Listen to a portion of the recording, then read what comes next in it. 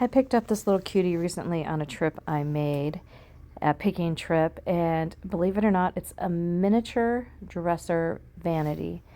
My granddaughter turns 2 in a few days, and I thought I would make her own little fun dress-up makeup vanity table. So I'm going to start by adding a really fun transfer to this. I did prep this piece first. There was a lot of loose paint. So just remember, if you're going to take a piece of furniture that somebody has previously painted, if the paint is loose, please get it off. Because whatever you paint over the top will then not stick. So just prep it well. I'm going to go ahead and use the water method here by taking a wet paintbrush and tracing around the tissue paper and ripping the paper. This allows me a kind of organic looking tear on my paper, and I will dry fit it and then tear off what I need. Just a wet paintbrush will just allow it to just give me kind of an organic look instead of a straight line like it is now. You don't ever want to have it just be a straight line. It really doesn't look well. It doesn't really do a good job. So we're going to do that, and we're going to throw it on the front and see what we end up with. Just a reminder, after you get your paper all torn and ready to put onto your piece, that you need to apply a coat of white paint down. Now the white paint will really help make the paper pop after you adhere it. So I'm just going to paint the front a white, and I'm just using a basic chalk paint. Actually, it's Dixie Belle's Fluff. And just one coat down, because if you don't do this, the paper will not pop. Anytime you decoupage, you need to paint the surface white, even if the paper's black. It's crazy, but it is true. Now we're going to start to figure out how to line this paper up. So I kind of dry fit it, figuring where I want it to go. I'm going to start this one from the bottom and kind of move up these drawers. I do it with the drawers in, and I actually will take the paper and make it go in between each drawer, and I will not cut this until it is on. I don't cut it and then try to piece it together, because believe it or not, it is much harder to do it that way. So the decoupage medium that I love the most is the Satin Clear Coat by Dixie Belle. It is an awesome, thicker decoupage medium, and I'm only going to do a portion of this. So I'm going to start to just kind of glue it down, right? And then I'm going to take a dry brush that has nothing on it, and I'm going to use it to help put that paper in that crease right there. We will cut it later. I will add more decoupage medium, which is the Satin Clear Coat. I don't like Mod Podge. I don't use it. I'm going to just do it in between the drawer, and I'm going to use my brush that has no product on it, and this helps me smooth it, and it also helps me so I don't rip this paper. All the paper that I retail and sell is an 18-pound paper, which is the paper. You shouldn't use anything less weight, because it enables you to get your decoupage paper stuck without ripping it. Now, if you manhandle it with your hands, that's why I use that dry brush to help smooth it in between. You could very well rip it. A brush will just make it go on. It helps with the wrinkles, and I just kind of use it. I have a paddle brush, and I will link all these products in the description. I do sell and retail these brushes, and it just kind of helps just get it in there, and I just push in between every drawer and then just keep going up until it is all the way stuck. Just push it and then smooth out and just let it dry. Now you can at this time go and cut the drawers. I just take a really sharp X-Acto knife and I cut the drawers so that they open. If for some reason the paper didn't stick to that area, I just put a little more of the Satin Clear Coat behind it, and off we go. So it's now where you get a really sharp X-Acto knife. Just run it along the edge. Be careful not to tear your decoupage paper.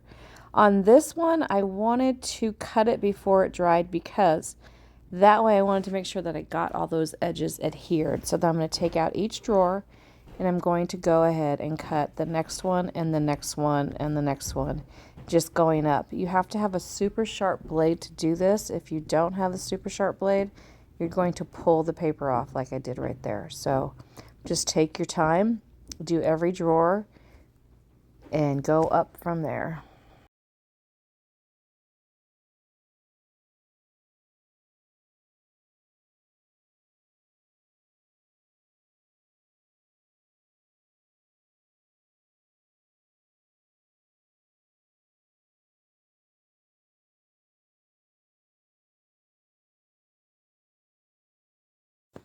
Now we're going to add some paint. So I decided to do a textured finish with this.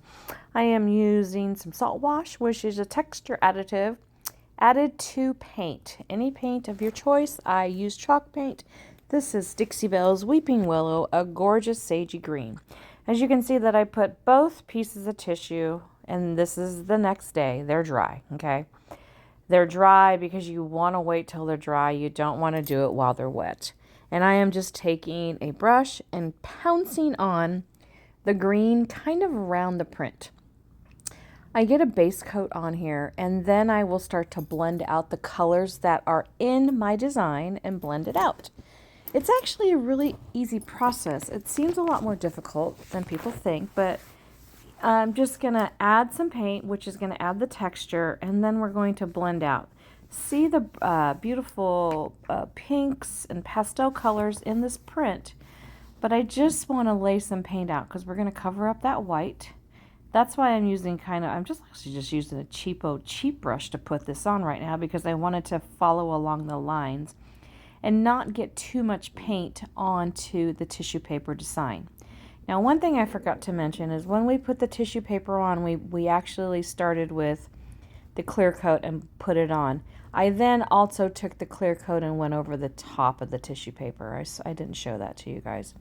So we're just kind of laying out this and just figuring out, okay, this color really doesn't match the background of the flowers, but it's fine because we're going to make it blend in much more seamless here in just a second. So just getting a base coat down. It's a texture, so it's going to give it kind of a bumpy finish. That's what texture is. And then we're just going to let that dry. Now that will have to dry for a couple hours. It does take a lot longer for a texture finish to dry. We're going to go wrap it. Now I grab my bigger brush. We're going to wrap it around the sides, around the legs, and then just pounce that paint on, let it dry.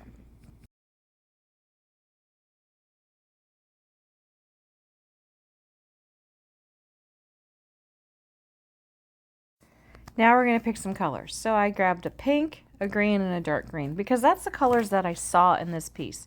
Just remember that you can start out with one color and always add in more. So I added the light pink, and I'm kind of just doing like a swirly. Remember, the base coat is a textured coat, right? So we're just putting a little bit on there. I'm just kind of starting to just feel it out, so to speak, to see how I want to incorporate the colors that are on the piece, on the print onto the piece. So I will start grabbing some of that dark green. I will grab the light green. I will grab the pink. Same brush. I'm not changing it out. And just kind of do a swirl blend motion until I start feeling what I want to put. I will add more colors as I go to just think, okay, it looks good this way. It looks good that way. Make sure to pull those drawers out and get those edges in between really, really good. It's just a process, you guys, and it's one that you just have to eventually learn with the more you do colors. I pull colors from the tissue. I put them on. If they're not good, then I start over. I let that dry, and I add different colors. To be honest, I believe in the long run, I did end up taking out the dark green. I didn't like it as much, so I sparingly used it, and then I kind of went over it with other colors. You can do that. I am using a smaller brush. I'm using my R14, which is a great Klingon brush because it's a smaller headed brush, so it's giving me the ability to get in between the flowers better. The whole idea is to try to make the tissue paper not appear as if we just slapped it onto the piece, right? That's why we tore it. That's why you can't see the edges of the piece. If we had just put square paper on there, guess what? That is so hard to cover. So that's why we did the tear process with the water. And now we're just trying to say, wow, look at this beautiful picture. I slapped on those 2 prints, right? 2 identical pieces of tissue paper. But now I'm taking the eye up. I'm making the eye look like that tissue paper, like it's just painted all the way up. It does take time, I will admit. Yes, it does. But once you start to do it, and like I said, I'm going to take out that dark green because I ended up not liking it. It's funny how all of a sudden it comes together. It just does. So don't give up on yourself. If you don't like the color that you apply, let it dry and put another color down. It's really that simple. Add that original base color back in so that it just seamlessly blends. Like I said, I always just use the same brush for the entire thing. I don't generally switch out my brushes because I am just using tiny, tiny, tiny bites of paint. Not a lot of paint. This is just tiny bites of paint that I am throwing on here and adding. Just small amounts. I will just keep doing it. And then if it gets like ugly or muddy, I'll just let it dry and I'll add another color. Like I said, when you stop and you step back, and now that I look at this, I don't like that dark green on there. I really liked how the pink looked. Now remember, this is going in my granddaughter who's turning 2. This is hers. It's a little miniature vanity. It's literally 2 feet tall. I mean, it is so cute, if it's even that. She stands in it and she can look in the vanity perfectly. So she's probably what? Now, when I brought her to see the piece, I had to take the audio out to do this. But, oh my gosh, she was so stinking excited. She's only 2. Her birthday is July 3rd. And see how tiny she is? She's probably 32 inches tall. But the little mirror attached at the back, she looked in the mirror and she said, "It's Emery." So I also put transfers in the drawers, and she kept saying, "Strawberries." I wish I didn't have to take the video out. You have to, in order to record these and edit these videos, I take the whole recordings out of all the clips, because if not, you would hear like my bell going off and all that. So unfortunately, I can't have what she said, but it was adorable.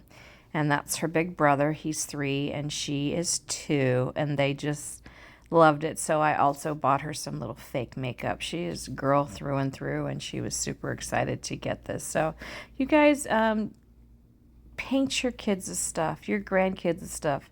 It's stuff that they're going to treasure forever and enjoy. And the thing is that it comes from the heart instead of from the big box stores. You know, this kind of stuff is fun. Make it fun, have fun, do fun, be fun. That's what it's all about. So I hope you guys enjoyed. If you have any questions, please post them in the comments. I will put in the description what I used. And as always, thanks for watching, and go out and be fabulous.